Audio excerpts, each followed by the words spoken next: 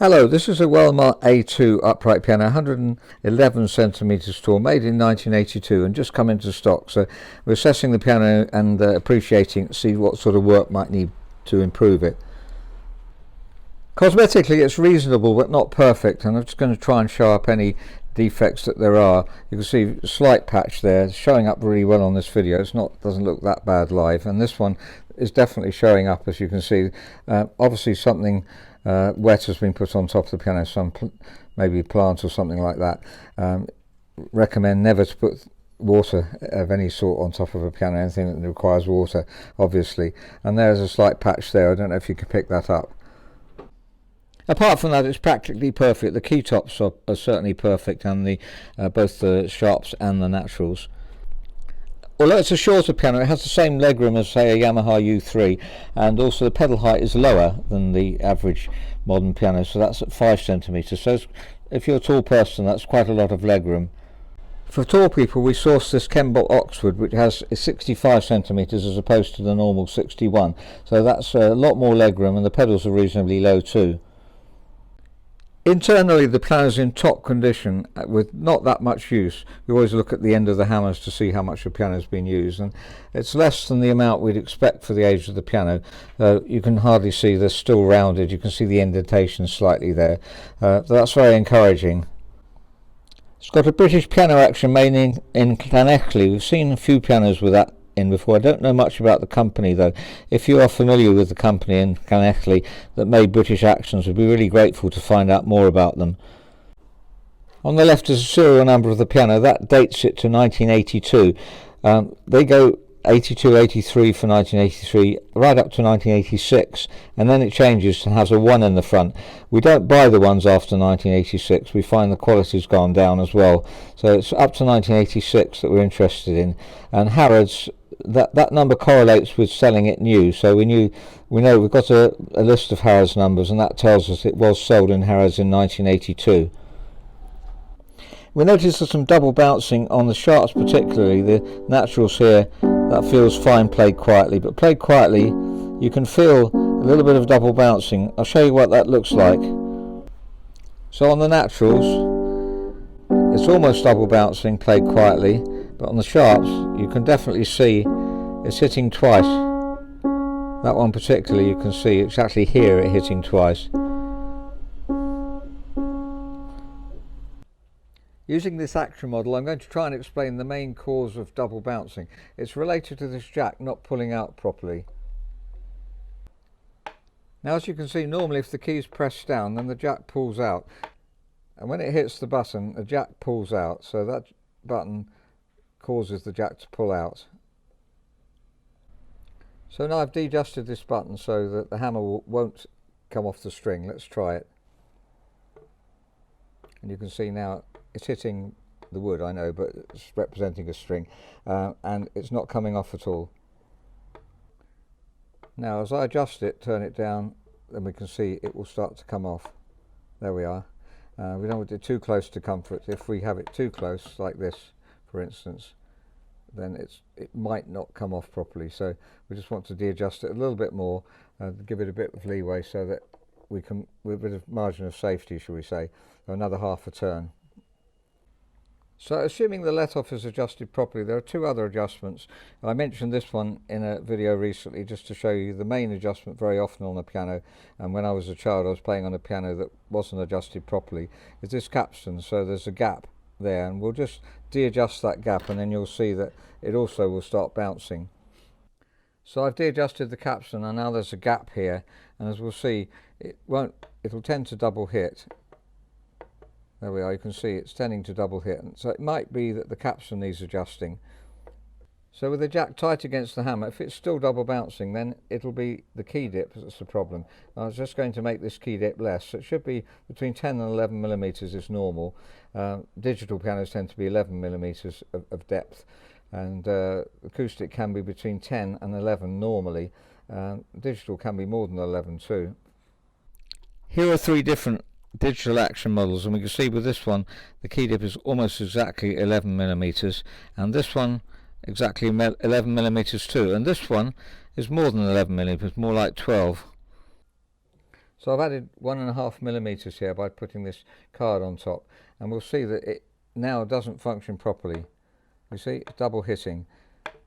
So that's often the cause if there's not enough key dip, though if it's a well-used piano there will be enough key dip, so the cause will be usually the capstan here. So you need to take the gap out here, and don't overdo it, otherwise the hammer will lift off the rail and it may not, the jack might not go under properly, as we mentioned in the previous video. But the key dip on the Welmar is about 10 millimeters, which is not wrong if the blow distance, which is only 45 millimeters, that works with a key dip of 10 millimeters.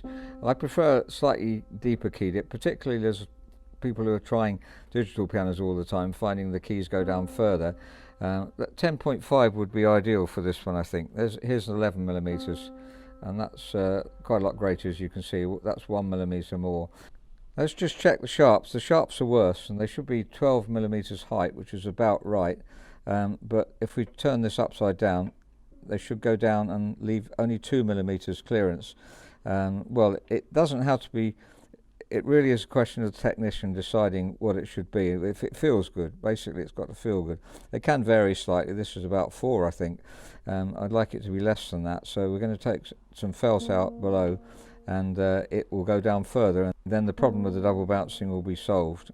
So I've now increased the key dip here to just under 11 millimeters. That's an 11 millimeter key dip measurer, and the sharps decided to do a little bit more because they weren't really coming down far enough. It's nearly on the 2 millimeter mark now, and it performs perfectly.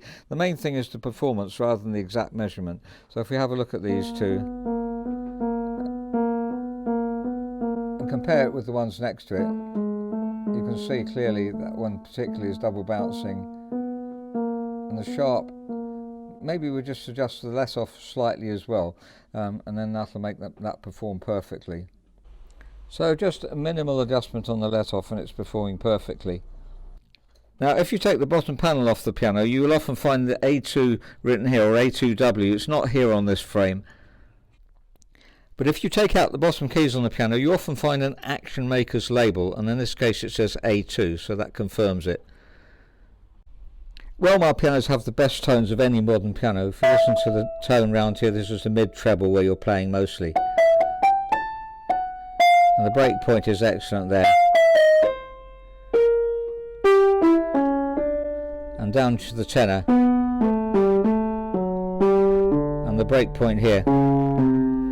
Beautifully matched, and a nice fruity bass sound. We put a duet stool in front of the Welmar that matches well, trying to encourage people to buy duet stools. We've always had one in our house, and it encourages the family to play together. Obviously if you are on your own, then that isn't relevant, but I thought I'd mention it. So the main work we would like to do to improve the piano is to increase the key dip and regulate generally. Voice the hammers I didn't mention, but that's something we standardly do, and also lubricating the balance rail, which is slightly in need of lubricating. Pianos of this age normally need talc lubricant on the balance rail pins. Otherwise the piano is extremely encouraging. It's a model that we particularly like, and sold by Harrods originally in 1982. And finally, we always like to even out the weight to make it like a new piano. So 48 down weight is fine, 50 was the sort of average that we're aiming for. 32 up weight is no problem at all. We need to have the up weight over 20 at least, so if you can't reduce the down weight if the up weight is too low, but there's no problem with that here. 61 down weight needs to be reduced really, and we've reduced from 62 here to 54, which is fine. So we've weighted the key to make it only 54 instead of 62. Add weights in the front basically, and then the up weight automatically goes down too. So that's 39, no problem with up weight here. That's about right. So we're going to even them all out so that they're just like a new piano really, and then there's no reason why you won't perform just as well on this as you will on a new piano. So let's compare the tone with other pianos.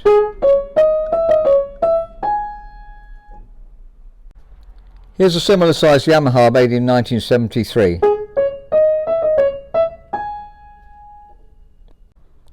And a Yamaha U1 made in 1975.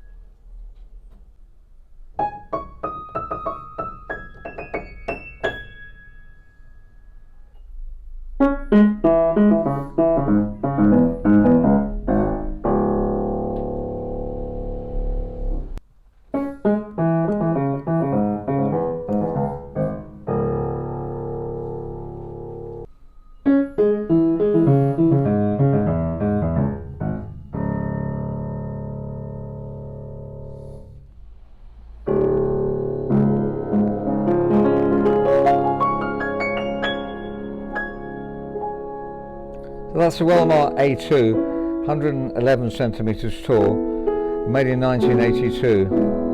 Really one of our preferred models, and really pleased when we get one of these in stock. The tone is just delightful.